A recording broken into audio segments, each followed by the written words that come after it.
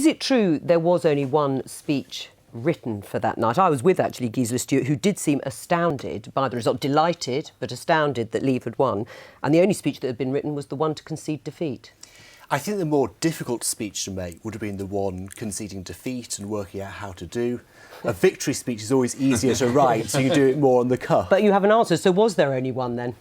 There was only one formally written, but right. At about midnight, I started scribbling away on her victory acceptance speech. Right. You say you were always confident that you would win, but not everyone in Vote Leave was so sure. I think from sort of February, once we saw the deal, once we saw the terrain, we always felt quite sure that if it got to the final stage of the referendum and it was still 50-50, we were still in contention, then we could actually get across the line and win, because we knew that we had our voters more enthusiastic, and also we felt our ground game was better. Right, and on the ground game, let's talk about that £350 million figure, because you say you make no apology for it, but you promised something you couldn't deliver, and you knew you couldn't deliver £350 million being spent on the NHS. So you lied, effectively. I disagree. A referendum campaign is very different to an election in the sense that... You don't have to tell the truth. We're a campaign team. We're campaigning for a certain result.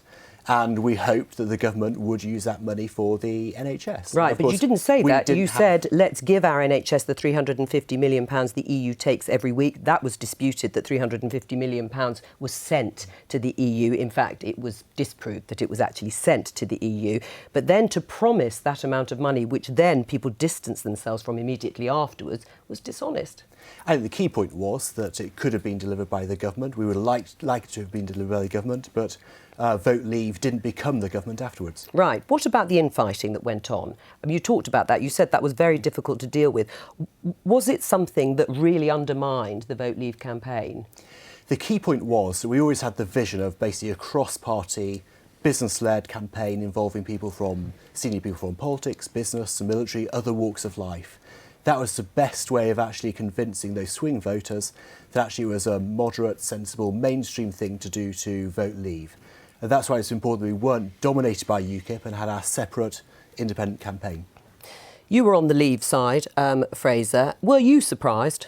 Yes, I was really surprised. I don't know any journalist, actually, who predicted that Leave would win. I mean, the polls repeatedly told us otherwise. Of course, we knew not to trust them from last time around, but you'd think they'd have the house in order if they didn't.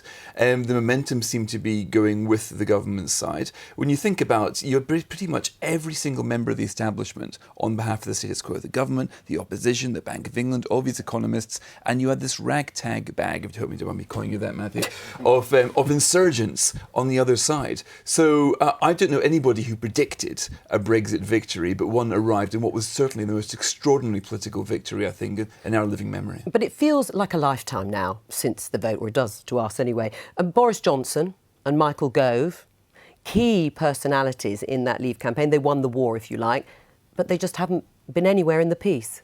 Well, Boris is Foreign Secretary. But one of the extraordinary things about politics is that what follows a tumultuous event that you've just brilliantly described is never logical. And so you have a Remain Prime Minister in place, albeit one who kept a very low profile during the referendum.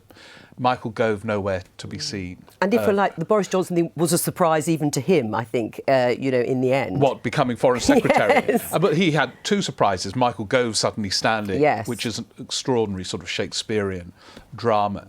And then returning, where many people were saying, oh, well, he's going back to sort of writing his books on Shakespeare and things. So that was a major weakness, though, I think, in the campaign, that there was no follow-through. The lack of organisation was just jaw-dropping, staggering, and I think indefensible. Right. I mean, on that, looking ahead, what about a group being formed to hold the Brexit department to account, to watch for any, as you would no doubt see it, backsliding?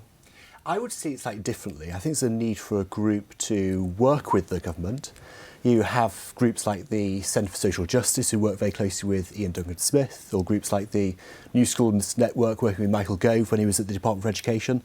So there might be a need for a group to actually help expand on the idea, help Do you think flesh there out the should plan. be one? I think there should be, yes. And would you be part of that?